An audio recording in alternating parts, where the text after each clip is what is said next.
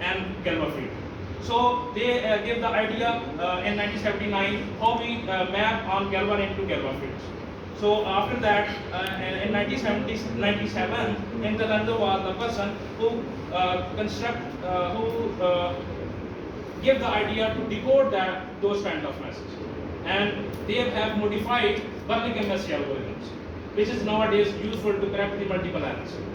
After that, my supervisor Tarsha and all in 2015 construct those codes over Galois ring with the help of Maxwell cycling. In 2019, I have constructed those codes with the help of computational approach, which can multiple errors, and we can transmit of every length of code, and I have connected those ideas with the help of coding theory with the cryptography. So I have given the idea here in 2019 how we can connect the idea of algebraic structure and coding theory with the help of algebraic structure over there, and they connect the data security. Data security is different thing and data transmission is different thing. Coding theory deal with the data transmission, कि हम एक message को दोबारा भेजते हैं, वहाँ पे security जाता भी है या नहीं, हमने उसको इनकोड करके भेजा है, इसी चैनल के जरिए भेज रहे हैं, ईमेल भेजी है, तो अगर वो चैनल आपका सिक्योर ही नहीं है, आपके उधर एरर आ गई तो ईमेल रिसीव ही नहीं होगी, आपका बेशक वो इनक्रिप्टेड है या डिक्रिप्टेड जैसा भी मैसेज है, उधर जाएगा तो इसका मतलब उधर जाके हम डिक्रिप्ट कर सकते हैं, उधर सही तरह गया ही नहीं है तो इसका मतलब आप उसको डिक्रिप्ट नहीं कर सकते. This is called data transmission. तो डाटा ट्रांसमिशन में एक्चुअली कोडिंग थ्योरी इन्वॉल्व है, तो डाटा सिक्योरिटी के लिए एक्चुअली क्रिप्टोग्राफी इन्वॉल्व है. तो this are two main difference of coding theory and cryptography. So after that, in 2022, I have constructed those codes with the help of algebraic structure and apply an image encryption scheme. And after that, and recently I have published in 2023, and those papers are constructed in help of Galois ring and Galois field with the help of image encryption scheme and text encryption scheme. And now I am working as those concepts on audio and video encryptions. So recently, this is some literature of algebraic coding theory and related to my work. So how we can encode a BCS codes?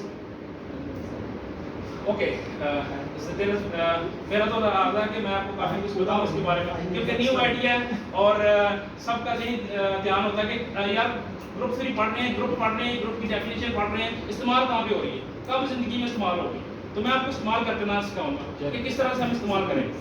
Okay, सो यार को 4 बजे तक फिर हम यहाँ पे बैठ रहते हैं ग्रुप 3 को दे. जस्ट टाइम पूरा हो गया, 5 minutes extra they. Okay sir, thank you. This is चलो एग्जांपल समझिए. Okay sir, this is a message.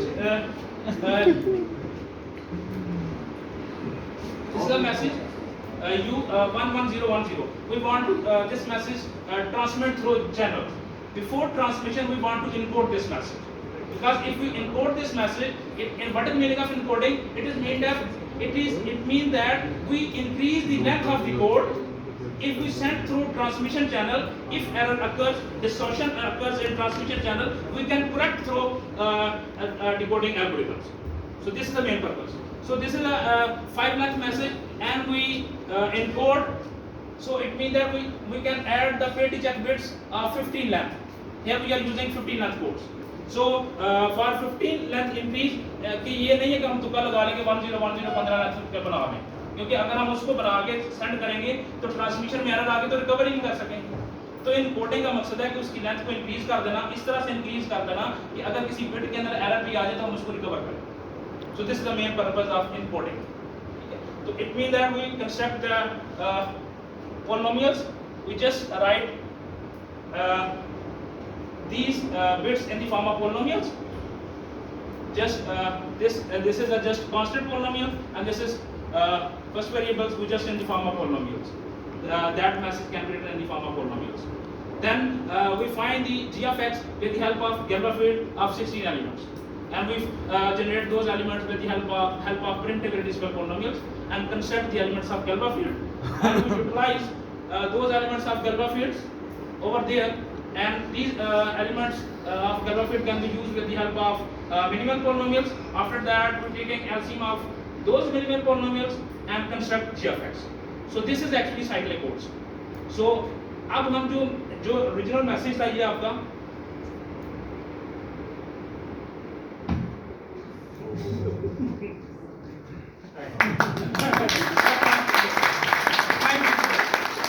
यार आपने ना अब यही अब देखिए हम कोई भी मैसेज लेते हैं, ठीक है, उस मैसेज को यूएफएक्स की फॉर्म में लिखते हैं, जीएफएक्स कंसेप्ट करते हैं, उसको उससे मल्टीप्लाई करते हैं, सिंपल उसको हम कह रहे हैं एनकोडिंग, ठीक है।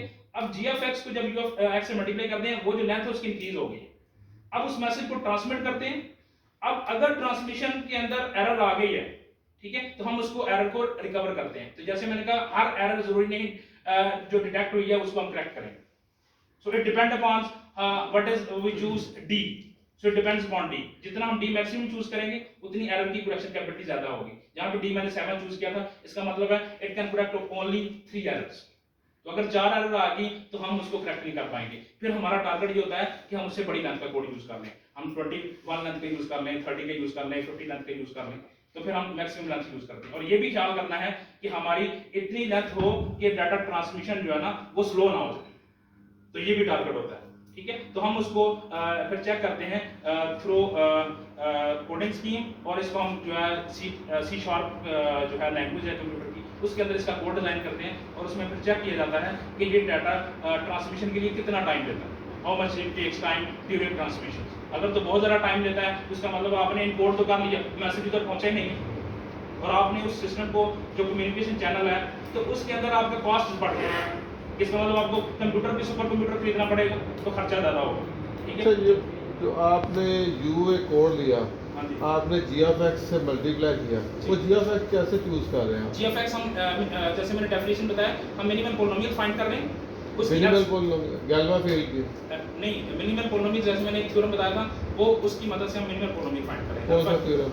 Alpha Q Q square Q Q have same minimal polynomials. अगर इसका मिनिमल पोलिनोमियल सेम है तो इसका मतलब वो उनके रूट्स हैं।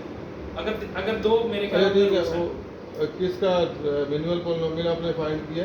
अगर हम अल्फा के कॉरस्पॉन्डिंग मिनिमल पोलिनोमियल फाइंड कर रहे हैं तो हम थ्योरम ये कहता है कि alpha Q Q square have same minimal polynomial. इसका मतलब ये है कि अगर उनका सेम मिनिमल पोलिनोमियल है तो it mean that they are roots of that polynomial. अगर उनके सेम मिनिमल पोलिनोमियल है तो फैक्टर थ्योरम ये कहता है उनको जस्ट फैक्टर की फॉर्म में मल्टीप्लाई कर दें। तो अगर हम मल्टीप्लाई कर रहे हैं तो वो वाला पोलिनोमियल है मिनिमल पोलिनोमियल। तो उन तमाम डिस्टिंक्ट मिनिमल पोलिनोमियल्स को हम क्या करते हैं, उनका एलसीएम लेते हैं और फिर हम क्या करते हैं वो जीएफएक्स। तो ये जनरेटर पोलिनोमियल, इससे बाकी सारे कोड जनरेट होंगे। तो हमारे पास ये एक्चुअली जनरेटर है, तो उसमें हम उससे मैट्रिक्स बनाएंगे और उस मैट्रिक्स के फिर हम लीनियर कॉम्बिनेशन लेते हैं क्योंकि ये बेसिस बनाते हैं, ठीक है। जब बेसिस बनाएंगे तो सारे के सारे कोड इससे जनरेट होंगे, ठीक है। वो एक मैट्रिक्स बन जाएगा तो उनके लीनियर कॉम्बिनेशन लेंगे और वो सारे कोड जनरेट कर देंगे। वो कोड हम ट्रांसमिट करेंगे और फिर अगर कोड्स के अंदर एरर आएगी तो फिर हम एरर को रिकवर कर सकते हैं। वो कैसे? डिटेक्शन का कैसा प्रोसेस है? विजडम होता हाँ है? जी, वो आगे वही आ रहा है। ये अगर स्लाइड हो डॉक्टर साहब ये ध्यान रखना। एक कदम अंदर है।